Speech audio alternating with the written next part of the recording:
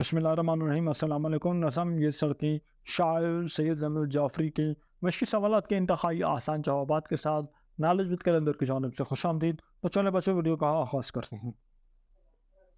نظم میں شہر کی سڑکوں کا نقشہ کس طرح کھینچا گیا؟ اس نظم میں سید ضمیر جعفری نے بڑے خوبصورت انداز سے شہر کی نقشوں کا سڑکوں کا احوال بیان کیا ہے کہ یہ سڑکیں بری طرح ٹوٹ پھوٹ کا شکار ہو چکی ہیں۔ سڑک پر پڑے ہوئے گھڑے فن مصوری کا شکار محسوس ہوتے ہیں۔ بارش ہوتی ہے تو ان میں پانی کھڑا ہو جاتا ہے اور یہ سڑکیں تالاب کا منظر پیش کرنے لگتی ہیں، اور یہ سڑکیں اتنی خراب ہو چکی ہیں کہ انہیں دیکھ کر پرانے وقتوں کا بغداد شہر یاد آنے لگتا ہے۔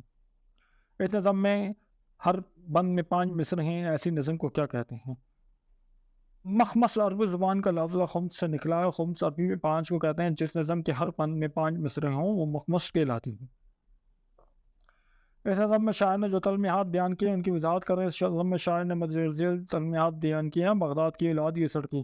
شاعر نے شہر کی سڑکوں کی بدحالی کو بغداد شہر کی بربادی سے جا ملایا ہے۔ یہ اس واقعے کی طرف اشارہ ہے جب ہلاکو خان نے بغداد پر حملہ کر کے اسے نیست و نابود کر دیا تھا۔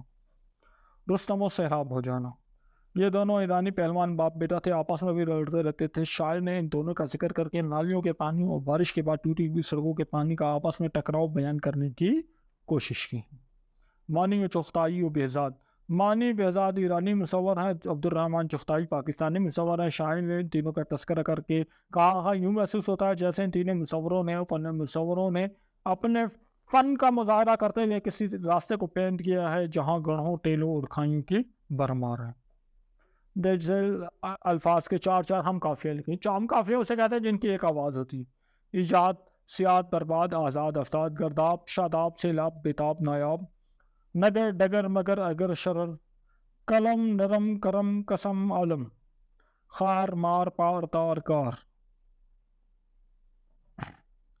گلوں سے خار بہتر ہے جو دامن تھام لیتے ہیں۔ شاعر نے مصورہ واون میں کیوں لکھا؟ وضاحت کرنا۔ اردو شاعری کی روایت ہے کہ جب شاعر کسی دوسرے شاعر کے مصرے کو اپنی شاعری میں لاتا ہے تو اسے واون میں لکھتا ہے تاکہ قاری کو علم ہو سکے کہ یہ مصرع کسی اور شاعر کا ہے۔ ایسے کرنے کو تضمین کہتے ہیں۔ چونکہ یہ مصرع داغ دہلوی کے ایک شعر سے لیا گیا ہے اس لیے شاعر نے اسے واون میں لکھا۔ تو اس کے ساتھ ہی ہمارا آج کا لیکچر اپنا اختتام پہنچا۔ اگلے لیکچر میں انشاءاللہ اگلی نظم اور اس کی مشق کے ساتھ دوبارہ آپ کی خدمت میں حاضر ہوں گے۔ ویڈیو پسند آئی ہے اس کو لائک کریں، دوستوں کے ساتھ شیئر کریں اور ہمارے چینل کو سبسکرائب کریں۔ نیکسٹ ویڈیو میں ملاقات ہوگی۔ اپنا خیال رکھیے گا۔ اللہ حافظ۔